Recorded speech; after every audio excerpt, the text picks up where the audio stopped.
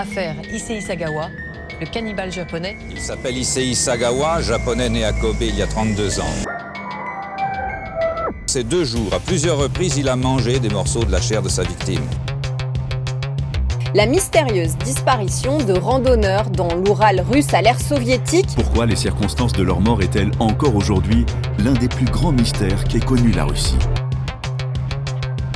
De quoi les 9 randonneurs sont-ils morts? Pourquoi cette maison est-elle surnommée la maison du diable? 6 membres de la famille de Féo y furent abattus en pleine nuit. Ce qui s'est réellement passé cette nuit-là reste encore aujourd'hui un mystère. N'explique pas les nombreux mystères qui entourent les meurtres. Des mystères qui ont nourri les rumeurs de complicité, de complot et même de forces surnaturelles. Bon, les gars, comment vous allez? Ah ouais, on est dans une petite ambiance assez particulière, on est en pleine forêt et on va se raconter 3 histoires réelles, effrayantes. Yo les gars, yo tout le monde, c'est Cocorico, j'espère que vous allez bien, moi ça va extrêmement bien, ça va super. Du coup aujourd'hui une nouvelle vidéo. Les gars, on est dans une ambiance macabre. Il y a une petite caméra là, il y a une autre petite caméra que je vais bouger pour faire quelques plans, tout ça. On est dans une ambiance de folie pour vous raconter 3 histoires d'horreur réelles et effrayantes. Et on part sans plus tarder pour la première histoire. Pour la première histoire, on va parler de l'histoire de Ronald DeFeo Jr. et de la maison 112 Océane Avenue à Amityville. Tout d'abord, on va s'intéresser à l'enfance de Ronald. Ronald DeFeo Jr. est né en 1951 à New York. Il vivait comme une famille classique avec ses parents, avec son père Ronald DeFeo Sr. et Louise DeFeo. Il avait aussi 4 frères et sœurs, Don DeFeo, Allison DeFeo, Mark DeFeo et John Matteo DeFeo. La famille DeFeo était connue pour ses conflits internes. Le père était strict et autoritaire avec ses enfants, avec sa femme. Notre fameux Ronald Jr. avait des problèmes d'alcool et des comportements impulsifs. Et dans la famille, il y avait régulièrement des tensions importantes au sein de la fratrie et avec les parents. Malgré ces tensions, la famille avait une vie totalement normale et la maison était un lieu familial typique pour l'époque. Et la fameuse nuit du 13 novembre 1974, c'est le drame. Ronald DeFeo Jr., alors qu'il n'avait seulement 23 ans, tue ses 6 membres de la famille. Et le pire, c'est qu'il ne les a pas tués en plein jour, il les a tués en pleine nuit. Vers 2h30 du matin, Ronald DeFeo Jr. aurait pris une carabine Marlin calibre 35, puis abat toute sa famille. Son père, Ronald Sr., a été touché 2 fois dans le dos. Sa mère, Louise, a reçu 2 balles dans le torse. Il est ensuite monté à l'étage supérieur pour tuer ses 4 frères et sœurs. Allison, 13 ans, une balle dans la tête. Mark, 12 ans, une balle dans le dos. John Matteo, 9 ans, une balle dans le dos. Dawn, 18 ans, une balle dans la tête. Ce qui est le plus troublant, c'est que tous les corps ont été retrouvés couchés sur le ventre, comme s'ils dormaient. Sur le fusil, aucun silencieux. Personne ne s'est réveillé malgré les détonations. Même les voisins n'ont rien entendu. Il n'y a eu aucun signe de lutte, ni de réveil. Les autopsies des corps ont révélé que les meurtres se sont produits en moins de 30 minutes. Et après cette fameuse nuit, le lendemain matin, il est parti travailler comme si rien n'était, comme si c'était une journée normale, comme si il avait dormi normalement la nuit. Donc forcément, ça a réveillé les soupçons des voisins, des proches. Donc Ronald Jr. se fait rapidement arrêter. Il est arrêté, il a un témoignage, mais dans son témoignage, il y a des incohérences. Donc vu que la police trouve des incohérences dans ses témoignages, dans ses faits, etc., il l'arrête. Durant le procès, il a prétendu que la mafia l'avait menacé, mais il a finalement été reconnu coupable des 6 meurtres. Il a été condamné à 6 peines consécutives de prison à vie, sans possibilité de libération conditionnelle. Donc on se demande encore pourquoi Ronald Jr. a tué toute sa famille. On ne sait pas pourquoi il a fait ça, peut-être une folie. Après le drame, la maison du 112 Océane Avenue a tristement été rendue célèbre à cause de ces crimes horribles qu'a commis Ronald Jr. Quelques années plus tard, la famille Lutz achète la maison en 1975 et s'installe avec leur enfant. Après environ 28 jours, ils fuient la maison, affirmant avoir vécu des événements surnaturels, avec des bruits étranges, des odeurs, des visions. Et c'est de là qu'est née la légende d'Amityville Horror. Et ça a donné naissance à un livre, Amityville Horror, en 1977, et plusieurs adaptations au cinéma. À cause de cette histoire, il y a des faits, il y a des légendes, dont le meurtre de Ronald Jr. DeFeo est réel et documenté, et l'histoire paranormale avec la famille Lutz. Mais cette version paranormale peut être contestée exagérée par les sceptiques. Bon, pour la fin mot de l'histoire, la maison est restée dans la culture populaire de l'horreur et du paranormal, même si les événements surnaturels n'ont pas été prouvés. Bon, je sais pas vous, mais l'ambiance là, elle me met carrément dedans. J'entends des bruits, j'entends des chiens, j'entends des trucs qui craquent. Les gars, je suis carrément dedans. Du coup, on va passer au col de Dyatlov. 9 randonneurs retrouvés morts, mais on ne sait toujours pas ce qui s'est passé. Ce col se situe à Oural en Russie, dans la région de Sverdlovsk. Voilà, je vous mets le petit mot là. Et le col où tout se passe aujourd'hui s'appelle le col de Dyatlov. Et Dyatlov, c'est le nom du leader du groupe de randonneurs qui a disparu. Donc la date de l'expédition, c'est en janvier 1959. L'objectif, c'est un groupe de 9 randonneurs expérimentés de l'Institut Polytechnique d'Oural. Ils voulaient atteindre la montagne Orthoten pour un trek hivernal difficile. Alors voici les 9 participants, tous jeunes de 20 à 38 ans. À leur tête, Igor Dyatlov, 23 ans. Calme, méthodique, un chef né. Son nom restera à jamais gravé dans la neige. À ses côtés, Zinaïda Kolmogorova, l'énergie et la lumière du groupe, toujours souriante, toujours prête à encourager les autres. Lyudmila Dubinina, 20 ans à peine, déterminée et forte, rien ne semblait pouvoir l'effrayer.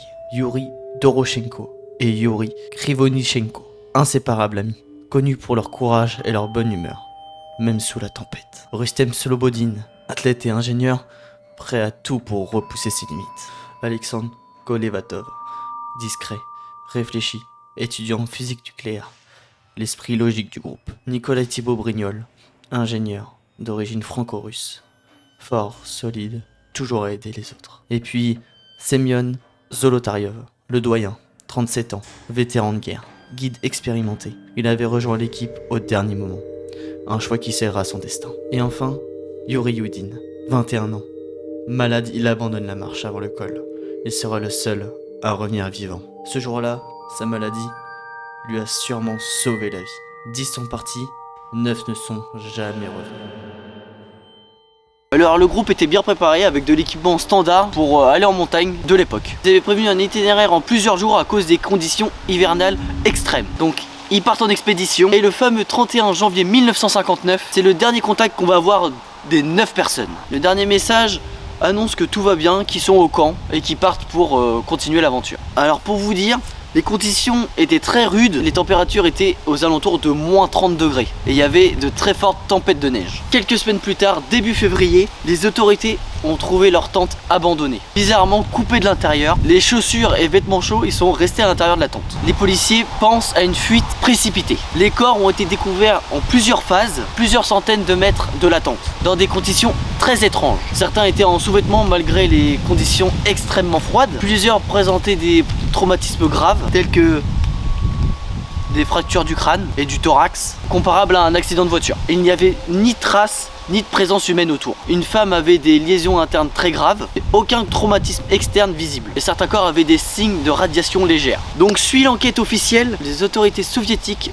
ont conclu à une force inconnue ou une force naturelle extrême. À une force naturelle extrême et incontrôlable. Et aucun animal ni criminel a été impliqué dans l'affaire. Plusieurs théories sont nées. Avalanche ou plaque de neige instable. Donc ça expliquait l'urgence de fuir pour ne pas prendre les plaques et l'avalanche sur eux. Après il y a eu une autre théorie, c'est un test militaire ou explosion d'armes. C'est à cause des radiations qu'il y a eu cette hypothèse. Après il y a la théorie un peu plus surnaturelle avec les Yétis ou une créature mystérieuse basée sur des blessures et l'état étrange des corps. Après il y a eu aussi une théorie de conflit interne ou psychose collective. Est-ce qu'ils étaient bien dans leur tête? Est-ce que les températures extrêmes n'ont pas fait vriller tout le monde?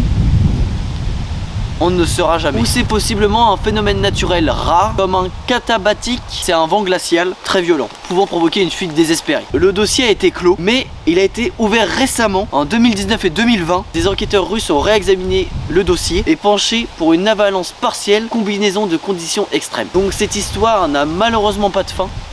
Wow, ça m'a fait flipper. Vous croyez à quelle théorie, vous? Dites-moi ça dans les commentaires. On va passer à une histoire où le meurtrier n'a rien eu, mais c'est l'une des pires expériences qu'on peut faire à un être humain.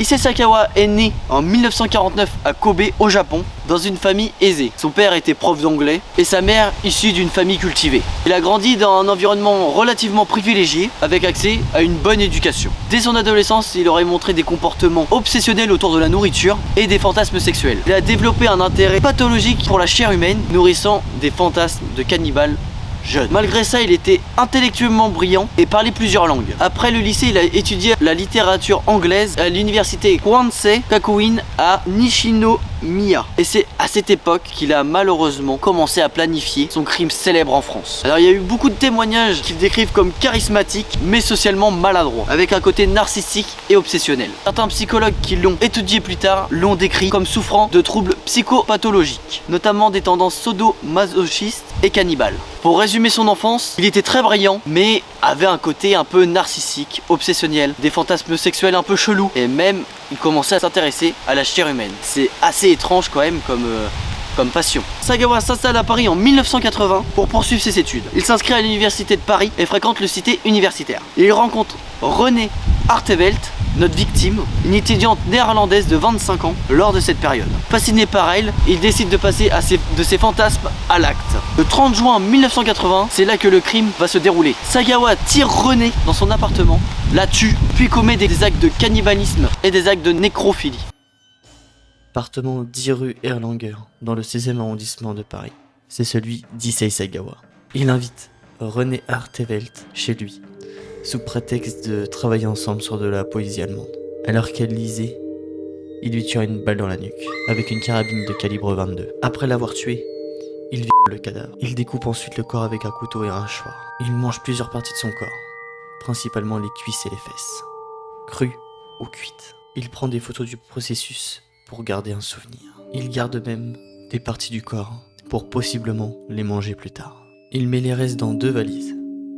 Il prend un taxi jusqu'au bois de Boulogne pour les jeter dans un lac. Des passants remarquent son comportement suspect et préviennent la police. Les valises sont découvertes avec des morceaux de chair humaine à l'intérieur. Il est arrêté peu après le crime en raison de la découverte de fragments de ses actes. Il est interné à Paris, il est jugé inapte à être jugé en raison de troubles mentaux. En raison de cette procédure, il est rapatrié au Japon où il bénéficie d'une certaine liberté. Je sais pas pourquoi, mais au Japon, ils l'ont laissé en liberté. Je ne sais pas pourquoi. Et franchement, ça donne froid dans le dos après ce qu'il a fait, l'un des pires actes qu'on peut faire à un être humain. Issei Sagawa est mort à l'âge de 73 ans en novembre 2022. Bon, je vous avoue, cette histoire m'a fait froid dans le dos. Là, je suis un peu dans un environnement, ça fait un peu flipper, il y a des bruits un peu partout. Je vais commencer à partir. Bon les gars, j'espère que ces 3 threads d'horreur vous aura plu. Si c'est le cas, là, n'hésitez pas à lâcher un petit like. Voilà, ça fera extrêmement plaisir. À vous abonner si vous êtes nouveau. Et moi, je vais commencer à partir parce que je commence un peu à flipper là. Les gars, à la prochaine. Ciao, ciao.